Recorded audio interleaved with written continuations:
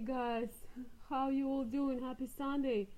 I tried to broadcast outside and of course connection didn't take the snow. So I had to come inside. I'm about to go out again, but I just want to make this short video, guys. Inspired by me going to the store, which was very regular, nothing special kind of deal. My local store in my very small town where I live. Can you guys hear me, by the way? Just a minute. I don't know if you can hear me or not. So yeah, it's just something happened that would not happen if I wouldn't be myself, and let me tell you guys what it is. So I was going to the store here in my town. It's really snowing pretty bad. We are basically snowed in because the driving conditions are crazy. So I am doing a photo shoot outside, so let me tell you, it's like between hell and heaven. But so I needed to grab a couple items in just a regular grocery store, and I was walking, and the person I was doing the samples, she kind of called me over. She's like, oh, you want to try this, you want to try that? I said, no, thank you. But she saw my hat and my accent, and she asked me, where are you from? And I said, I'm from Kiev, Ukraine. And her face changed. She looked at me like, oh my gosh, my daughter is from Kiev, Ukraine. I had adopted her back in the 90s, and we live here since then. Well, she was just a regular, local person, but back in 90s, in mid-90s, she went to Ukraine and she had adopted her daughter. So they basically live somewhere here, I don't know, maybe half an hour away from my town. And she was so excited, and she told me just a very short story about her and her little girl. It was so fascinating, and her daughter is really so curious about her culture, but she doesn't have very many people to talk to. And so, we exchanged numbers. It's hard to explain this energy. It was absolutely insane. The chances of us meeting like that, they are pretty slim. And we exchanged number information. I actually really want to record an interview with her, why she decided to adopt, how the adoption went, and I want to meet her daughter. I think she really wants to know more about Russian and Ukrainian culture. She probably would like to come in summer to see Ukraine. I think she is working. She is in her 20s. She's working. And I told her, Mom, well, if she saves some money, she can hop on the plane with me in July, and I can show her the city. And it's just insane that we are from the same city. And this woman, her name was Joy. She was so lovely and so sweet. There was something about her that was just so natural and genuine, and I think they're going for a vacation, but once they come back, I'd love to meet with them. Really want to know how adoption was in 90s. I know it was very limited. I think she told me that there was like 4 children to adopt, and her daughter was the 4th.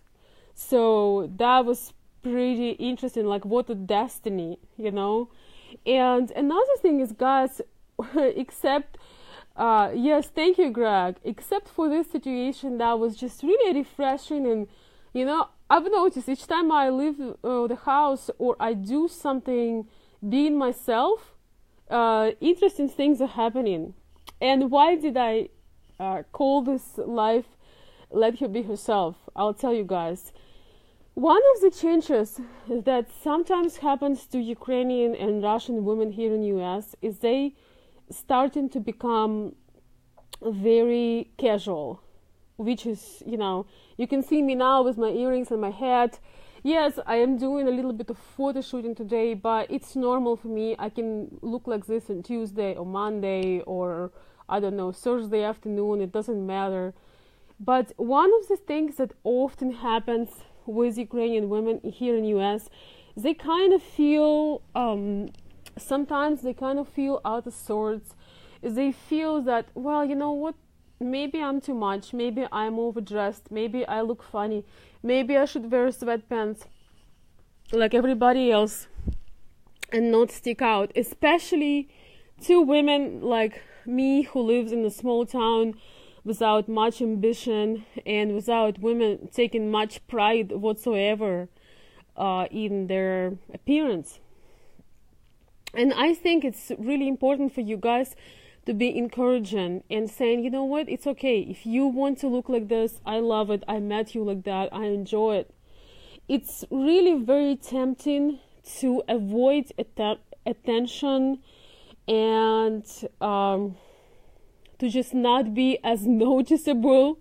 It's really very comfortable and tempting to just, you know, stop dressing up, stop doing the eyelashes, the hair, the makeup, because you know what, there is nothing going on. Like, there is nothing going on. There is no wedding today, or there is no funeral. But I think something bad happens when we giving up on how we see the world. And very often for the woman, the way she looks, it's her message to the world, is her self-expression, and everybody has a different one. But I think the creative part, the self-expression part, the message to the world that she gives with her appearance, it's part of her. And I think when women are kind of feel pressured and they feel, oh my gosh, you know, I am too how to say this, too noticeable or something like that. And also it's a lot of effort. So sometimes, you know, you having a child and you're like, you know what, maybe my time in the hills is over, you know, maybe my time dressing up is over, you know, why to do it? So I would say, guys, never be discouraged into that. Always support your woman. Yeah, if she want to take a break from the makeup and she's comfortable with you at home, that's fine. But when she dresses up, when she looks nice, remember to compliment her and to tell her that yes, it's a free country. You can self-express yourself. Yes, you're going to get attention sometimes, but you might also inspire other women to be a little bit more creative, you know, and maybe do a little bit more with, you know, whatever they've been doing. And if they were doing nothing, maybe they would put some, you know, lip gloss once a day at least. So the point is, it's very often it happens that when you live in the remote areas or like rural areas or small towns, some of the Ukrainian women also starting to kind of Americanize and go for the simple, go for the comfortable, go for the things that do not express their personality. Because it's not about these things, it's about self-expression. And you know what, if I wouldn't, I had this mental choice today. I have this, my puffer coat, which I really hate, but I have it just in case. And I was like looking at that and looking at a nice coat and a nice hat. And I decided to go in a nice coat and a nice hat. And you know what, if I would just be in that brown puffer jacket, I don't think that we would have a conversation. I mean, we possibly would, but I don't think she would pull me out of the crowd and start asking about my hat. And what was amazing, she got the same hat for her daughter when she was in Ukraine.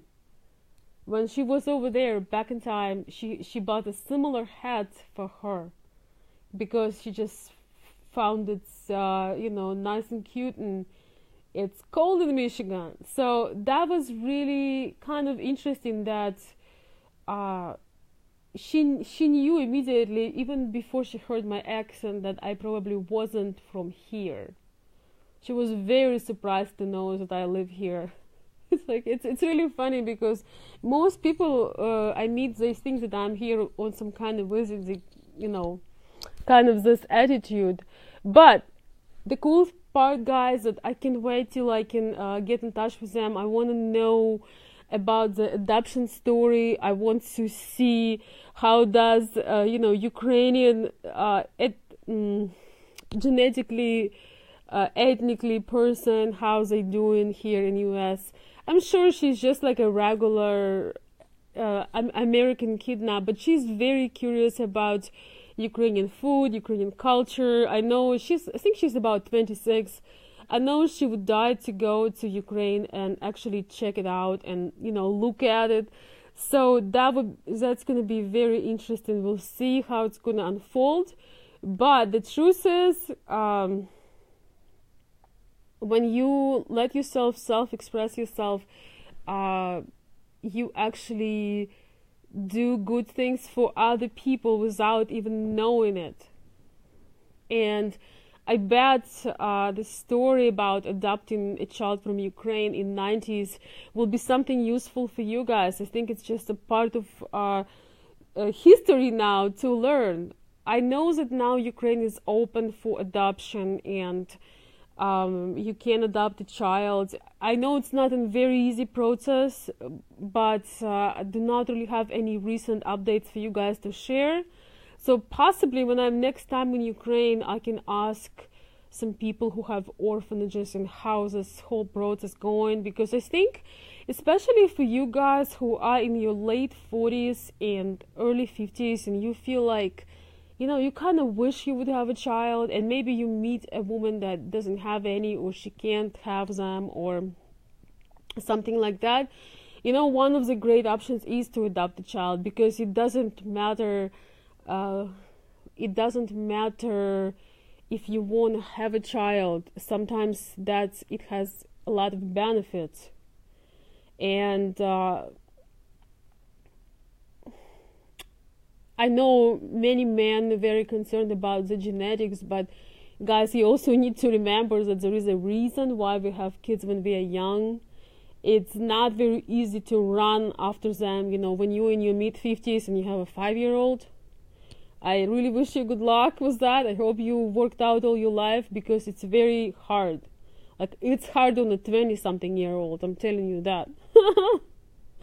But everybody has a different point of view, not trying to convince anybody, but it is wonderful to be able to do something so amazing. Maybe you already do have kids, maybe they're grown up, and I think, we're all talking about doing great things and changing the world, but one of the things when you can really change someone's life is when you adopt a child. You definitely changing someone's life, for sure. And that is something to consider if you are in that age. And sometimes guys want to marry younger women when they're in their 50s because they think they want children. But the big problem with that, when you go for a woman that is 20, 25, sometimes even 15 years younger, she doesn't really want you. That's the truth. Often, not always, but often that's the truth. She doesn't want you, she doesn't want to have children, she just wants to have a short game, and she doesn't find you attractive sometimes, guys. It's just a reality. Just like you sometimes don't find attractive women that live in your town or that are same age or same complexion that you are. Sometimes they don't find you attractive and they only want to go for travels and dinners. Because you are not on the same level, and more serious women and more serious men very often look for equal. There could be some differences, of course, but the closer the gap is, the better your chances are to find the real person, because they're at the same page in their life. And so that excuse, when you're 55 and you're trying to find a 35-year-old, very often it's very risky for you guys, because time is going, and that woman just consider you as a backup, or she just enjoying sometimes the benefits that she's getting. And I'm telling this from example of many guys I talked to, that they were thinking, well, she's mature, she is not that young. But very often she knows that she has power over you just because she is attractive, and so she is playing her tricks, and she doesn't even feel guilty, because she's thinking, well, didn't he know from the beginning I am too much of a dream for him? He has to be happy I went out for dinners with him, or I spent time with him, or I traveled with him. So this is, guys, an option for you if you are serious and you're looking for a real companion.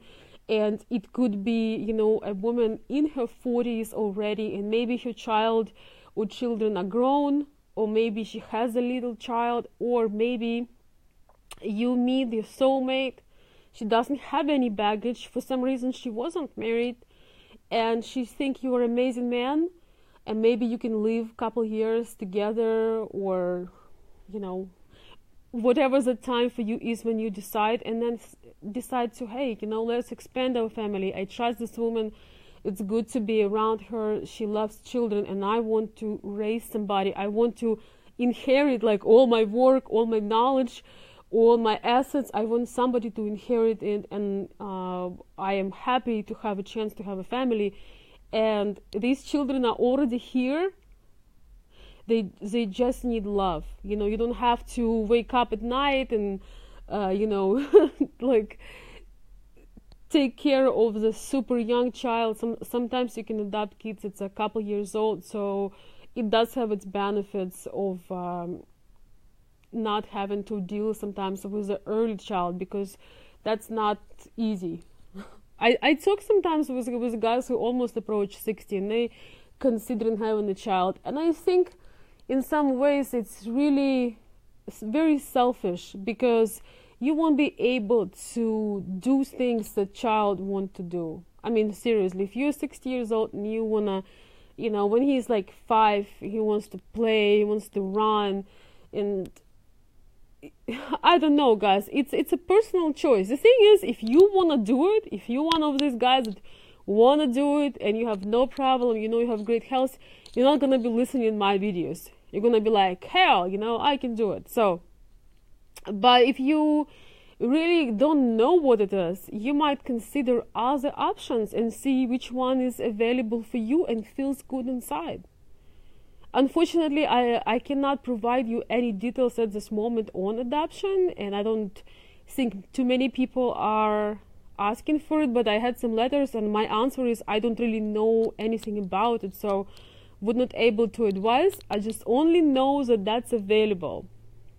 So, and guys, thank you so much for watching me. I just thought it was really inspiring, you know, to meet at the store a woman that adopted her daughter 26 years ago from my city. You know, I thought it was pretty amazing. It's pretty courageous things to do, and she sounds like a very kind person, so I will definitely get back in touch with them when they come back.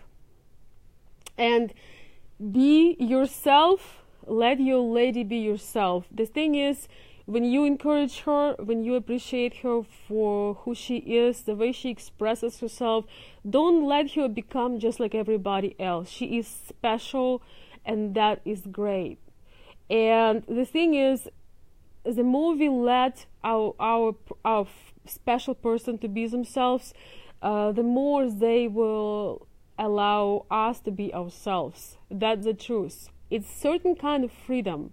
One must love in such a way that the other person feels free. Thank you, guys.